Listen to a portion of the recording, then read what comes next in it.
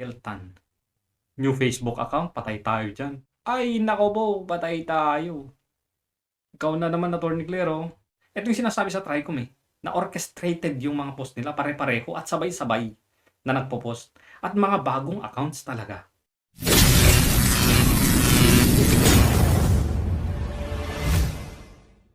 Attorney Claire, Yusek, Attorney Claire Castro.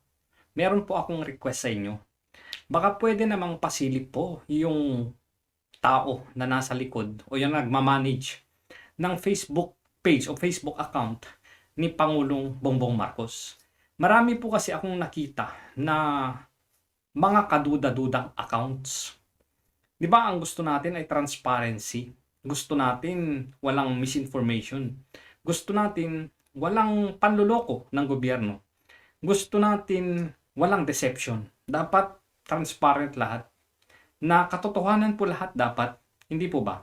Yun naman yung gusto ng gobyerno. Yun yung sinisigaw ng gobyerno. Gayong nandyan ka na po at sakop mo naman siguro. Kasi communication naman ito. Baka naman po pwedeng papitik ng konti at patignan kung sino bang nagmamanage nito. Ano ba itong sinasabi ko? Tingnan natin to. Dito, wag na tayong lumayo. Dito na tayo sa ano mo. Dito na tayo sa panunumpa mo, attorney, no? Yusek pala, sorry. Tingnan natin. Ito yung unang concern ko eh. Bakit kaya tinanggal po yung mga bilang dito? Yung haha, yung love, yung like, tsaka iba pa, care, angry, wow, sad. Ba't po kaya nawala yung bilang dito?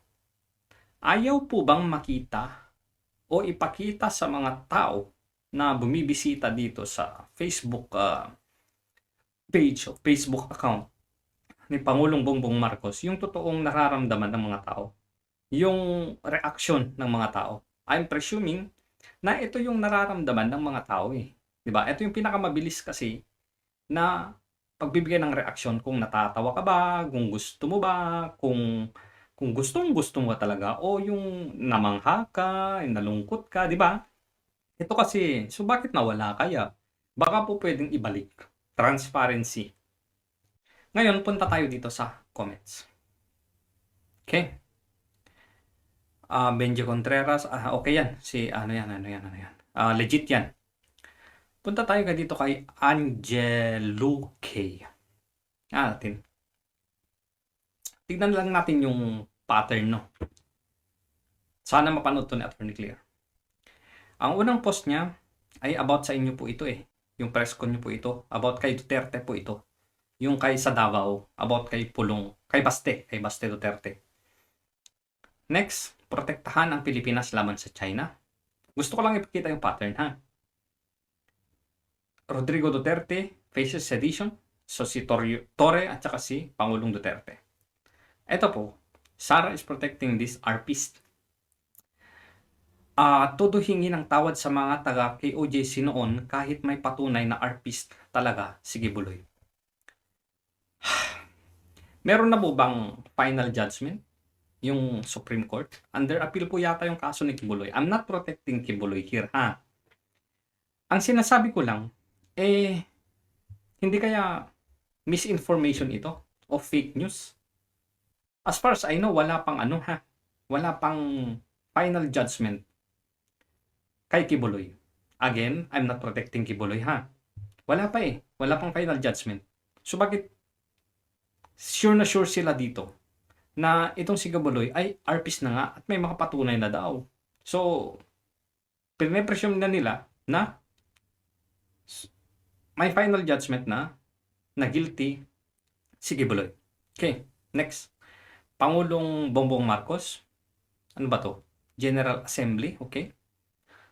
Etong post na to, ito po yung teacher na pinahuli dahil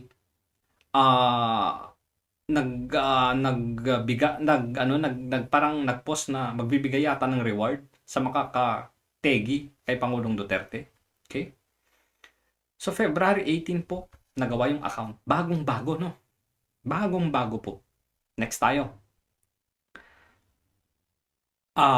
Dito. Next. Tapos na tayo Angelo. Dito tayo kay Ira Roscante. Sunod-sunod na to. Okay? 502 friends. Ang post, unang post, about dito sa inaresto ng NBI na teacher na nagpost ng reward para mapatay si Pangulong Duterte. Tore, tsaka Pangulong Duterte ulit. Pangulong Bongbong Marcos, pagkakaisa, makamtan natin sa progreso daw.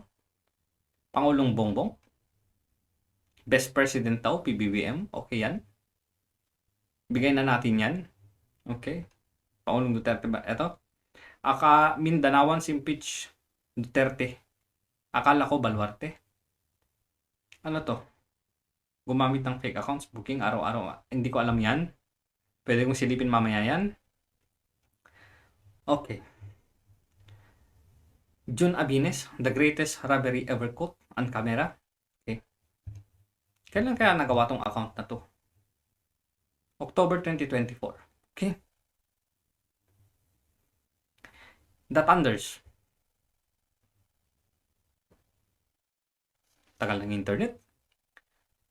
Ang unang post po ay, kayo na naman, yung tungkol kay Baste Duterte. Parang kikita nyo na yung pattern ha. Halos pare-pareho yung post. Halos pare-pareho yung tema. Eto din, tumindig para sa ating bansa. This is about the China. Oh, ito na naman. Yung teacher na naman. But, may GC kaya sila? So, Sara is protecting the RPs na naman. The same. Pangulong Bongbong Marcos. Oh, the same post. Pare-pareho talaga oh. Oh, Mindanawans impeach Duterte. Akala ko Baluarte. The same team. Iniba lang yung picture. Piatos. Jun Abines. The greatest robbery ever caught on camera. Wala na. Tignan natin tong profile niya. Ginawa noong nailagay noong February 12. Wow. Bagong-bago. Bagong-bago na. Itong isa. Hindi. Pareho yan. Tignan natin to. Gagi. Kita nyo yung watermark? Alarmi. Galing sa internet. Galing sa Google. Next tayo. Sino ba to? Si The Thunders daw. Okay? Elisa May. Transparency governance under PBBM. Keep it up. Transparency ha. Tingnan natin tong account niya.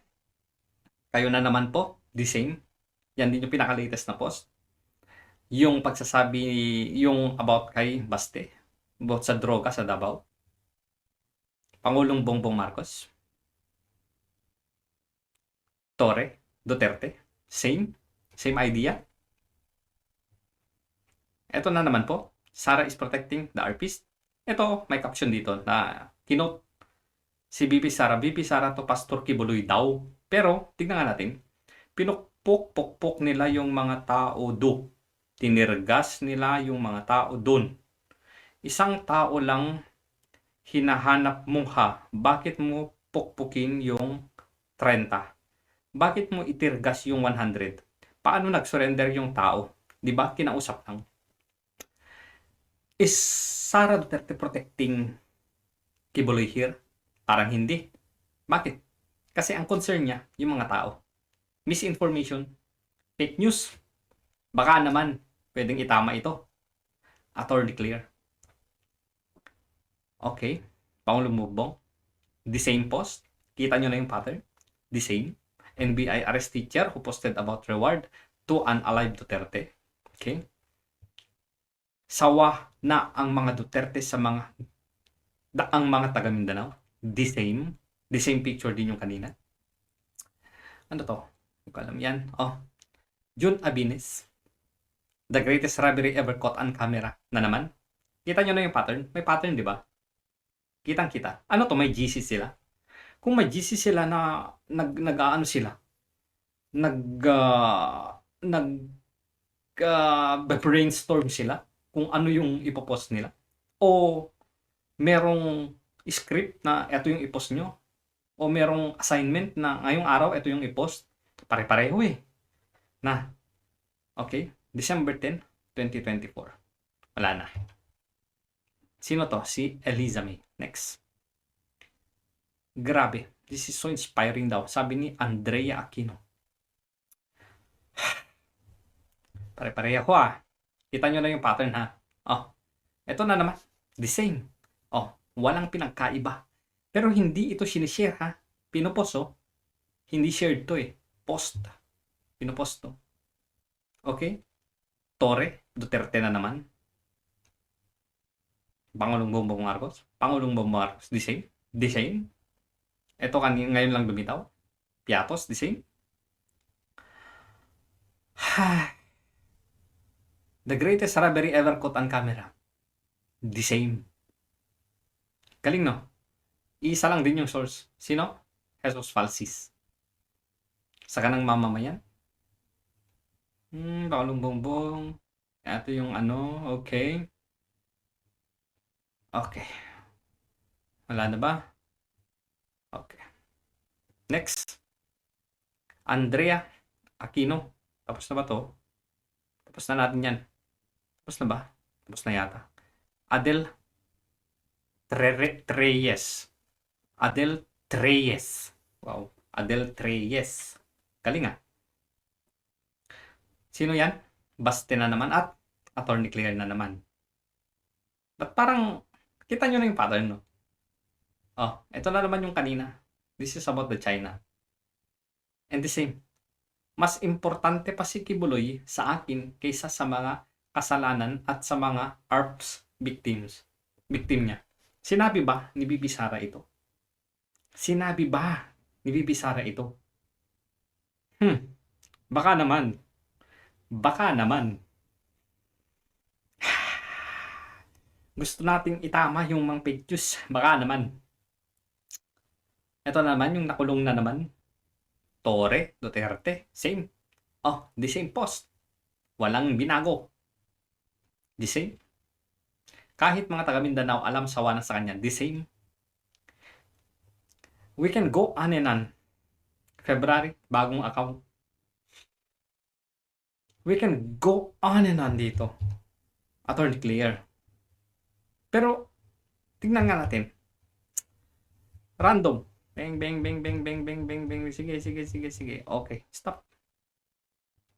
Okay, sige pa. Random. Mini, mo. Okay. Tignan natin.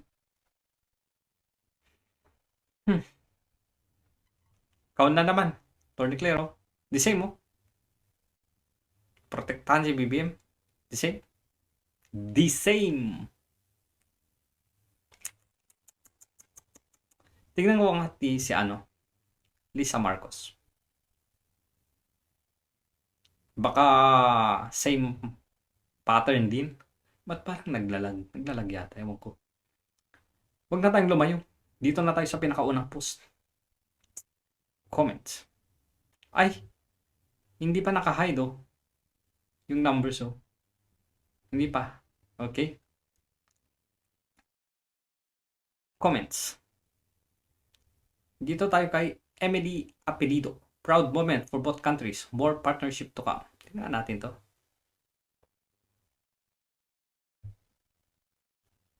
Oh, pareho Oh, pareho Pareho. Oh, bagong account din. February 1, 2025. Ang tayo, random. Dito tayo. Sana naman, merong isa na gagi. Ikaw na naman, attorney, tungkol na naman kay Basting. PBB, China na naman. Pareho. Oh, the same post. Walang binago. Oh, the same. Account na to ni Lisa Marcos, Oh, the same. Sara is protect. Gagi. Oh, the same. Pattern na pattern, Gagi. Ano ba to? Page ba to? Tingnan ko nga. Following. Tingnan nga natin itong PCO. Baka naman. Baka naman, Attorney Claire, PCO na to. Sana naman, parang awan nyo na. 394 comments. Baka naman, sana naman, United Eulalista Tarlac. Sana naman, legit ka. Please. Legit ka. O iba. Legit to. Ay, sa wakas. Ay, meron din. United Loyalist Tarlac. Pero tingnan nga natin sa baba. Di ba? Nakita nyo yung pagkakaiba ng ng legit na account? Maganda. At least meron tayong nakita. At alam natin na legit. PCO pala to ha. Tinay. Who's Tinay ngayon? Tingnan natin. Wala, naglalag talaga ako. Oops, wala nang iba. Ito lang yung post niya. Okay. Tignan natin. Wow, exempted. Baka dagdagan pa nila yung tulong para sa bansa natin. Ha? Tignan nga natin to. Wow, exempted. Ba't exempted? Legit. At least dun sa PCO, legit. Tatlo, legit. Keep it up, the good work. Kudos sa inyo. Very good. God bless. Good job, Attorney Claire. Parang awa mo na. Wala sana. Wala sanang kaduda-duda. Okay.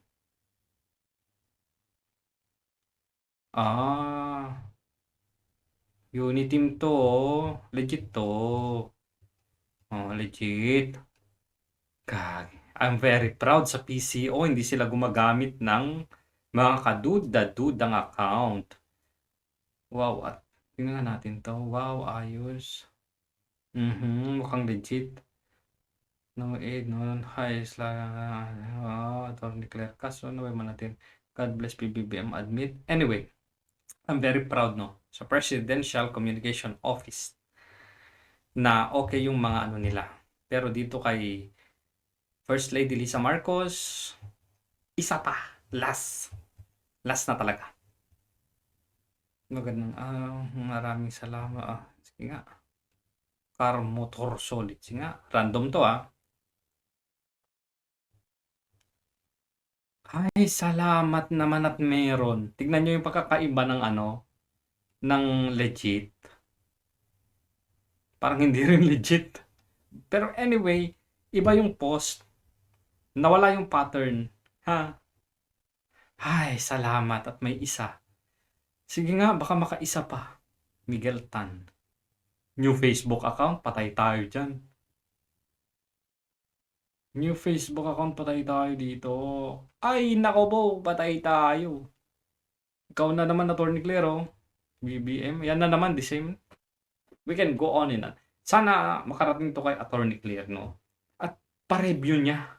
Kasi nakakasira din to kay Pangulong Bongbong Marcos sa totoo lang. Sana makagawa si Attorney Claire ng hakbang at masilip niya to. Mapanood niya tong video. Kitang-kita naman sa pattern I'm not saying na mga fake accounts to. Kayo nang bahala kung fake account ba ito o hindi. Basta para sa akin kaduda-duda. Very orchestrated yung mga post. Ito yung sinasabi sa Tricom na orchestrated yung mga post nila pare-pareho at sabay-sabay na nagpo-post. At mga bagong accounts talaga. Okay? So hanggang dyan na lang. Maraming salamat. Again hindi ko kinakalaban si Attorney Claire Gusto ko nga na isa siya sa mga dahilan para malinis itong mga ganito. Kasi nakakahiya kaduda-duda, administrasyon,